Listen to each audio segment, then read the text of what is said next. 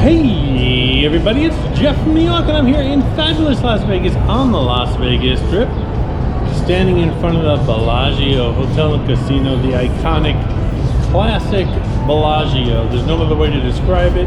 Staying here tonight, I am staying in an accessible room. It's a comped room and it's the only one they had available, and I said, hey, Jeff from New York. It's a good opportunity to show people what an accessible room is and how it differs from a regular room. It's a Bellagio room, so it's beautiful nonetheless, but I'm going to show you guys an accessible room here at the Bellagio. Let's go take a peek.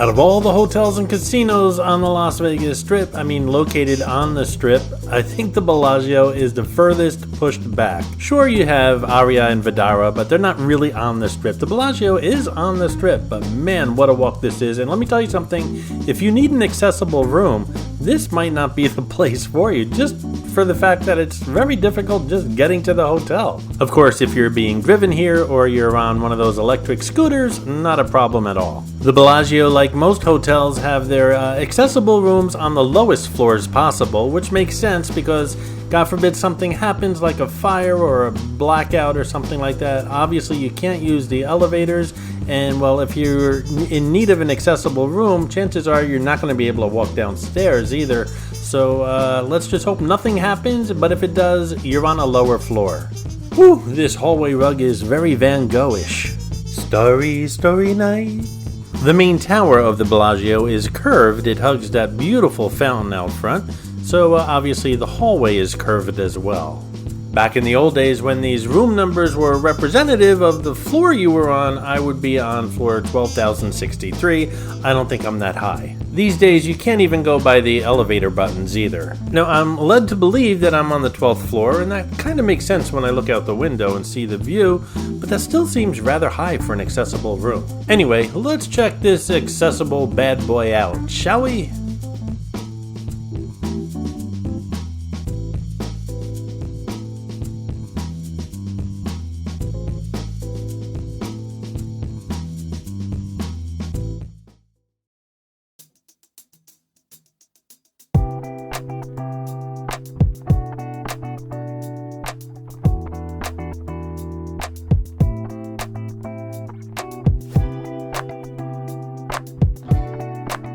If you're wondering about the names of the towers and how many there are, there's 2 towers here at the Bellagio. Bellagio will have you believe there's 3 because, well, the main tower, which is the one that we're in right now that hugs the lake, is officially known as the Resort Tower. However, the Bellagio likes to name this tower the North Tower or the South Tower, depending upon which side of the lake you're on. I believe I'm on the north side of the lake, so they're going to call this the North Tower. But if I go past those elevators down the hallway, it turns into the South Tower, if that makes any sense. And there is, of course, a real other tower, which is called the Spa Tower. It's pushed back even further than this building, and I stayed at a room there. If you'd like to check out what the room in the Spa Tower looks like, just check it out here on the New York channel. This is the first time I've ever seen a personal shelf in the mini fridge here in Las Vegas. It's a great touch if you want to keep your water cold, or perhaps a sandwich, or your medications, whatever. It's a great touch here at the Bellagio, much needed. It should be done in other hotels as well. So I guess we can call this room a Resort Tower King Accessible Non-Smoking Room. Obviously, you pretty much know you're in an accessible room when you step into the bathroom. There's lots of just dead giveaways there, but lots of people don't realize all the little touches out here in the main area that accessible rooms have as far as features that, again, a lot of people don't realize. Like, everything is lower. It's easier within reach. The bed is lower. The furniture is lower. If there's a desk, there's nothing underneath the desk so that you can pull a wheelchair underneath. There's just lots of little touches that make life easier if you're having issues with mobility.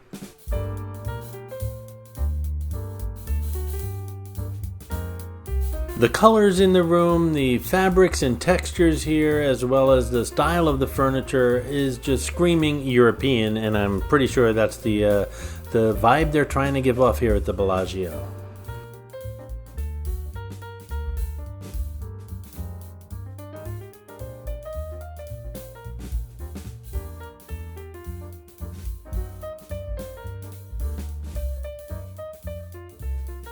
Now, I know the bed's lower, so maybe that's what's tricking my eye, but that does not look like a king bed to me. I think I'm gonna start bringing measuring tapes on these room tours of mine.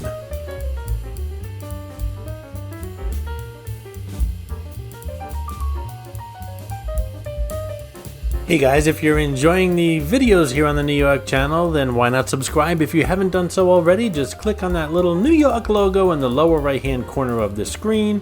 If you're enjoying this Bellagio room tour in particular, why not give the video a thumbs up? Subscribing, giving the video a thumbs up, and commenting below all help the video get more viewers, and that's what it's all about. I do appreciate your support, guys.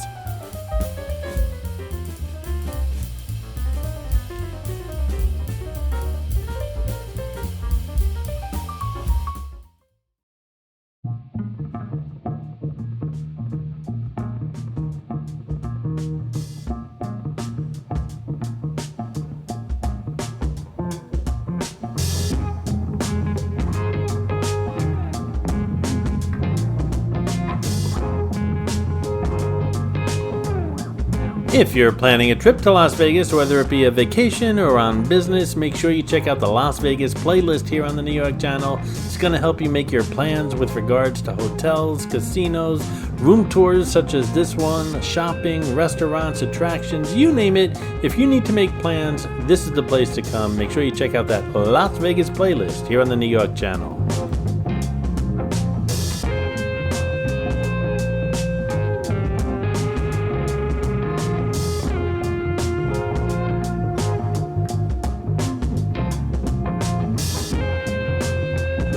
One thing I did notice during my stay is there's a shortage of outlets in this room, and whether it be AC outlets or USB outlets, these days most hotel rooms have plenty of them, and for a hotel and casino of this caliber they should have a lot more.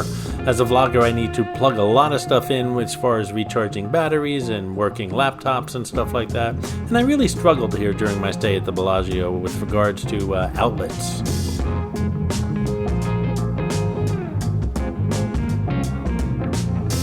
Now, this is not your typical Bellagio bathroom either. The toilet is exposed, obviously for mobility issues. It's easier to get on and off of. The vanity is lower than usual. Also, there's plenty of space below the vanity, which is where usually hotels store towels and blow dryers and things like that.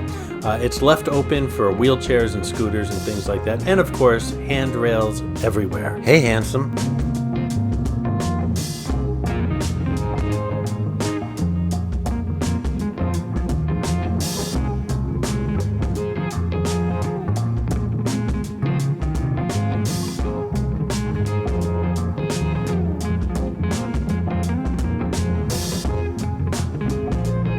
Typically, toilets are higher, actually, in bathrooms as well, in accessible bathrooms, that is. This one looks, if it's not standard, it might be just a little bit higher than normal.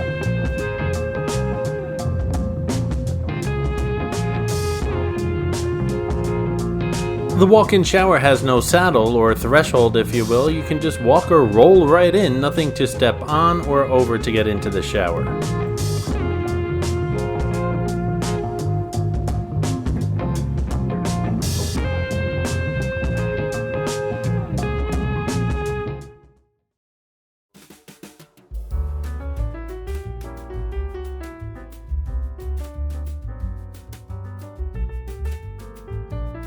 There's a teak seat in the shower that pulls down if you need to sit down while showering, and thank goodness I don't need to use that, but if I did, I'd probably pack a small bottle of Lysol or a sprayable bottle of alcohol or something to disinfect it before I actually use that. The shower head is also completely adjustable, and all the controls seem to be a little lower than normal.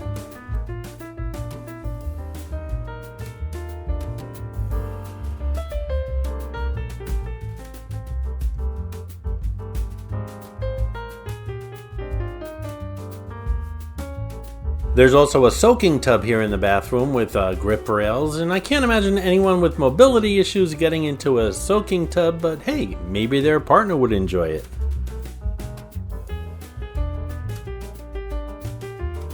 There is some odd art in this bathroom, if you ask me.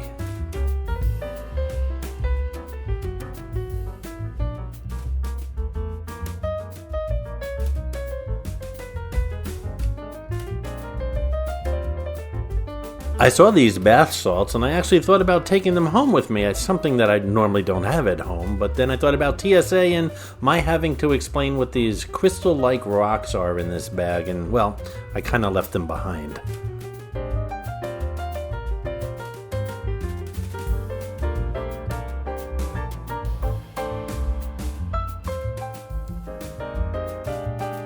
It's funny, I never see area rugs in any of the bathrooms when I travel, and of all places, it's funny that I should see them here. They're easy to trip over, they're hard to get wheelchairs around, and it's just kind of ironic that of all the places that I visited, this is the first time I've seen area rugs in a bathroom, and they're in an accessible room. Also, I could be wrong, but I doubt they're cleaned after every guest. So, did you learn anything about accessible rooms that you didn't know before you watched this video? I know quite a bit about this stuff because, well, both of my parents are in their mid-90s. And while they both have their daily struggles, they do manage to get around every day. Back when I was growing up as a boy, there were no handicap parking spots. There were curbs that were just impossible to get up or down. There were no ramps. There were buildings you couldn't get into, rooms you couldn't see, places you couldn't go. Back then, if you had mobility issues, you were pretty much a prisoner of your own home. These days, drugs are keeping people alive a lot longer, and ADA compliance is making lives a lot more enjoyable. And you know what? It's good to know that someday, if hopefully I make it to my mid-90s, I can still do room tours for you guys, knowing that there's rooms like these available for me. And of course, I'm just talking about age here, but there's lots of reasons why people would want an accessible room. Maybe you have a bad back. Maybe at the airport you tripped over your luggage and broke your leg. Well, you can still come to Las Vegas or any other hotel basically in the world, and they have rooms like these available for you now. So unless your mobility issue is severe, there's really nothing holding you back from living your life and enjoying it. Well, I hope you enjoyed this video, and remember, if you see someone struggling out on the street, offer to help them. If they say no, respect that, but always offer to help. Trust me, you'll feel fantastic the rest of the day. Hey, you want to support the New York channel? Click on that thanks button. I'll give you a shout out in an upcoming video.